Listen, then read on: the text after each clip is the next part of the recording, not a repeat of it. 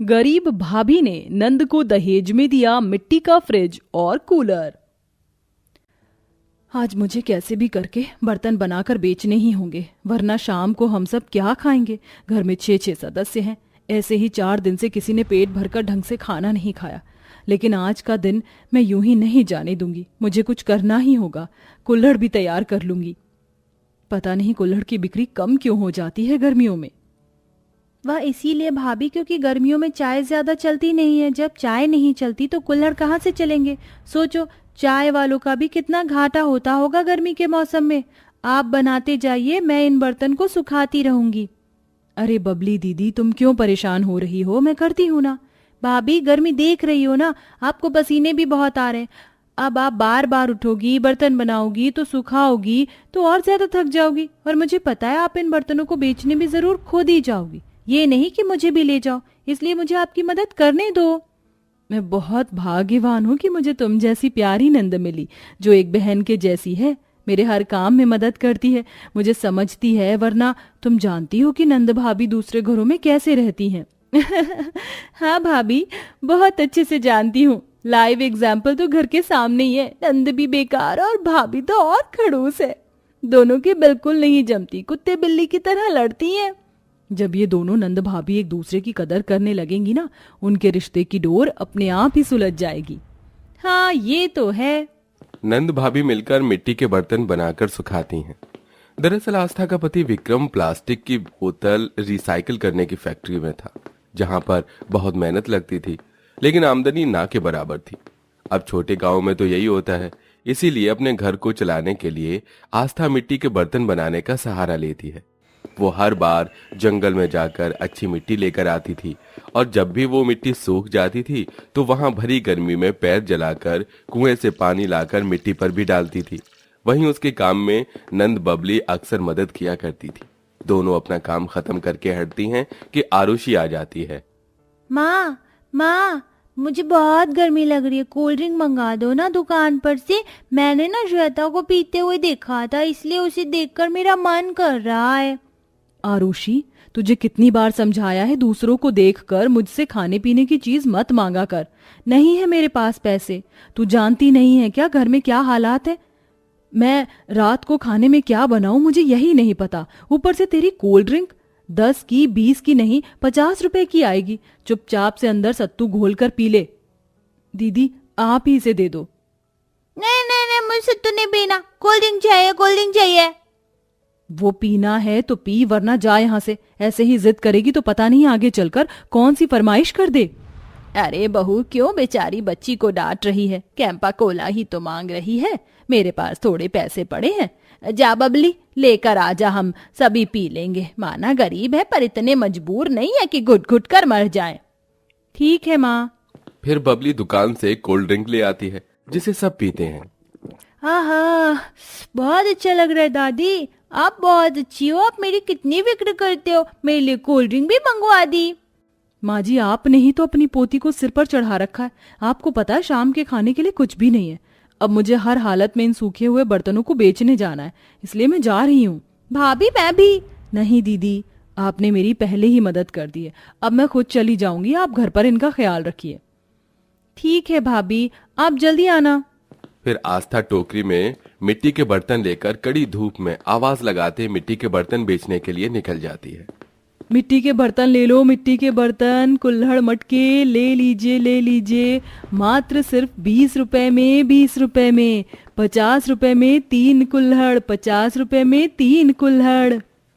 सुनिए, वैसे मुझे कुल्हड़ की कोई जरूरत नहीं है, पर आप सस्ता दे रही हो तो दे दीजिए। ये लीजिए बहन जी, और 40 रुपया का आपको मटका दे दूंगी सस्ता लगाकर। ले लीजिए ना, मेरी बोनी हो जाएगी। माफ करना, मुझे ना मटके की तो जरूरत नहीं है, और मैं लेकर भी नहीं जा पाऊंगी, ये कुल्हड़ी बहुत है। ठीक है, कोई बात नहीं। आइए आइए, 40 का बर्तन लीजिए, 40 का मिट्टी का बर्तन, जो आपको देगा ठंडा ठंडा पानी। लीजिए, गर्मी में इसका फायदा उठाइए। इस तरह से पसीने में भीग भीग कर परेशान होते हुए आस्था 4-5 मिट्टी के बर्तन बेच देती है, जिनके बदले में वो घर पर खाने के लिए एक सब्जी और दाल चावल ले आती है, और रात को सबके लिए खाना बना देती है। विक्रम जी, आप आ गए हैं तो खाना खा लीजिए। अरे, घर में पैसे का इंतजाम कैसे हुआ? आज तुम फिर से बर्तन बेचने गई थी क्या? हाँ, उन्हीं पैसों से आज का खाना बना पाई हूँ, वरना पता नहीं कैसे करती। आपका काम भी ऐसा है, पैसे आते हैं और पता भी नहीं चलते। क्या करूं? मालिक को पैसे बढ़ाने की कही थी पर उन्होंने मना कर दिया। वैसे दाल बहुत अच्छी बनाई है तुमने। मैंने नहीं, आपकी बहन बबली ने बनाई है। वैसे भी अब दीदी के लिए रिश्ता देख लेना चाहिए। पहले के 2 रिश्ते तो दहेज मांग रहे थे, जो कि हम दे ना सके। पर मैं सोच रही हूँ कैसे ना कैसे करके थोड़े पैसे बचा लूं, जिससे दहेज ना सही, कम से कम शादी तो अच्छे से कर दे। हाँ, मैंने बबली के लिए एक लड़के के परिवार से बात की थी। वो मुझे अच्छा भला परिवार लगा, तो कल देखने आएंगे। भैया, आप मेरी फिक्र क्यों कर रहे हो? शादी करने में बहुत पैसे लगेंगे, रहने दीजिए।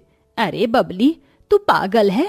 शादी तो बेटा सबकी होती है, चाहे कोई दहेज मांगे या नहीं मांगे, चाहे किसी पर पैसे हो या ना हो। तेरी भी हो जाएगी, फिक्र मत कर, तेरे भैया भाभी कर लेंगे। फिर वो सब खाना खाकर सो जाते हैं। अगले दिन लड़के वाले रिश्ता देखने आते हैं और लड़की को पसंद करते हैं, लेकिन दहेज में फ्रिज और कूलर की मांग कर देते हैं।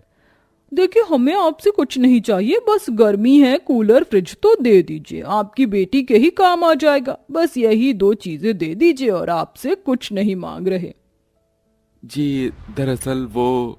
सुनिए, हम आपको फ्रिज और कूलर दहेज में देने के लिए तैयार हैं। आप निश्चिंत रहिए, बस शादी अच्छे से हो जाए। 2 चीज ही तो देनी है, अगर ये भी नहीं दे पाई तो ये अच्छा रिश्ता हाथ से निकल जाता। जी, फिर तो रिश्ता तय कर दीजिए और शादी की तैयारी शुरू कीजिए, हम जल्दी ही बारात लेकर आएंगे।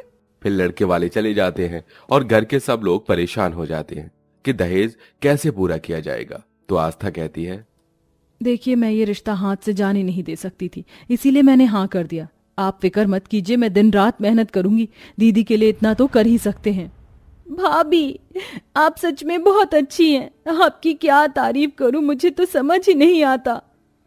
आपकी खुशी के लिए मैं कुछ भी कर दूंगी, आपकी शादी जरूर होगी, देखना। फिर दोनों भैया भाभी बहुत मेहनत करते, पैसे जमा करने की कोशिश करते हैं। 10-10 घंटे आस्था मिट्टी के बर्तन बनाकर गर्मी में पैदल पैदल बेचने जाती है। वो बहुत संघर्ष करती है ताकि अपनी नंद की शादी अच्छे से कर पाए, पर पैसे जमा नहीं हो पाते। काम इतना ज्यादा अच्छा नहीं चलता। अब घर में बबली की हल्दी और संगीत होने लगती है।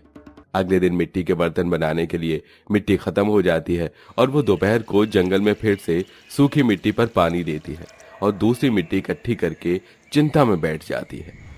हे भगवान, मुझे कोई तो रास्ता दो।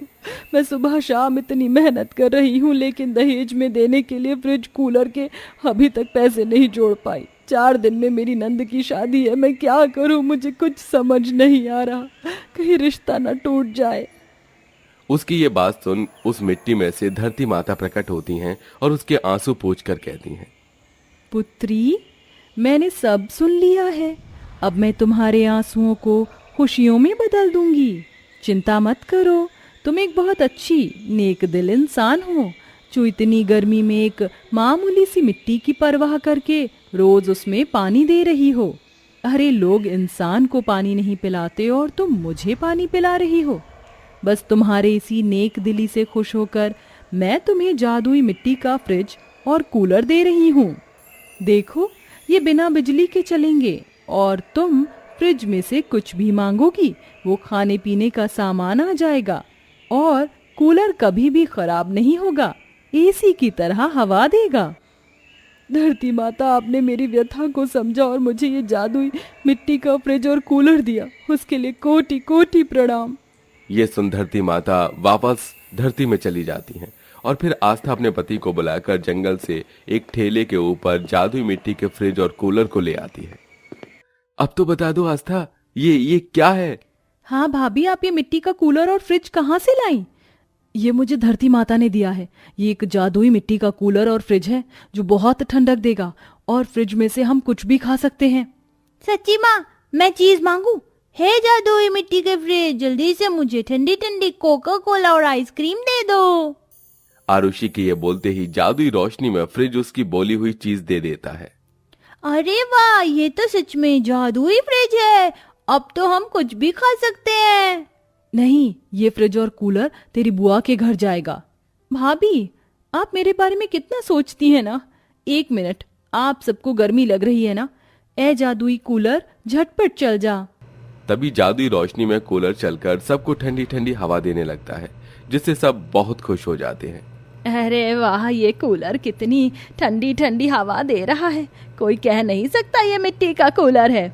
हाँ माँ, अब मैं यहाँ से चली जाऊंगी तो मुझे इस घर के बारे में भी सोचना चाहिए ना। 1 मिनट, जादुई फ्रिज, इस घर के लिए ढेर सारा अनाज, राशन, रसोई के तेल, मसाले, सब्जी और ठंडी कुल्फी दे दो। ये बोलते ही जादुई रोशनी में फ्रिज से ये सारा सामान निकलकर इकट्ठा हो जाता है। पर बबली, तुमने ये सब क्यों किया? भाभी, आपने मेरे लिए बहुत कुछ किया, इसलिए मैं कम से कम 5 से 6 महीने का राशन इस जादुई फ्रिज के द्वारा इकट्ठा करके जा रही हूँ। अब आप लोग कुछ भी खाना बनाकर खा पी सकते हैं, पूड़ी कचौड़ी भी। मेरी प्यारी बच्ची कितना सोचती है हमारे लिए। तुम नंद भाभी की जोड़ी को नजर ना लगे। थू थू थू थू थू। फिर घर में खाने पीने का सारा सामान एक जगह करके सब लोग बबली के साथ समय गुजारते हैं। 2 दिन बाद उनकी शादी मनोज से हो जाती है, जहां सब लोग वही रखे हुए उसके मिट्टी के फ्रिज और कूलर को देखकर तारीफ करने लगते हैं। कुछ देर बाद बबली अपने ससुराल वालों के साथ दहेज का सामान लेकर खुशी खुशी चली जाती है। इस तरह आप लोग देख सकते हैं कि कैसे एक गरीब भाभी अपनी नंद को कूलर और फ्रिज देने के लिए क्या क्या जतन करती है।